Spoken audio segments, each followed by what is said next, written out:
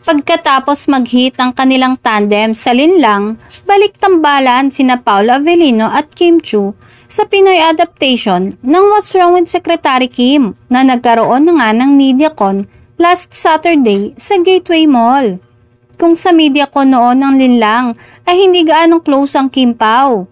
This time ay kitang-kita na komportable na sila sa isa't isa at tila mas nagkakilala na sila ng husto.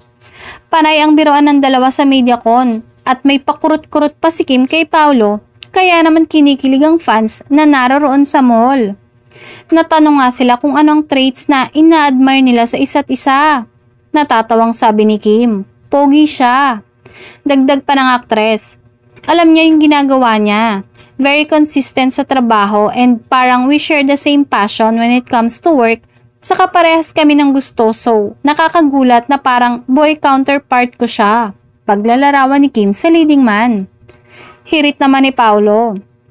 Siya raw ang lobat version ni Kim. So parang nakaka-amaze na makakita ng boy version mo. Nakakatuwang makatrabaho ang isang Paolo Avellino. Mas nakaka-amaze kasi tinanggap niya itong romcom na genre. So mas napahanga niya ako as an actor dahil kaya niyang gawin lahat talaga in his best. Safe pa ni Kim. Sabi naman ni Pao, kaya niya tinanggap ang serye ay dahil sa pagmamahal niya kay Kim bilang katrabaho. Kung ibang aktres daw siguro ay baka nagdalawang isip na siya.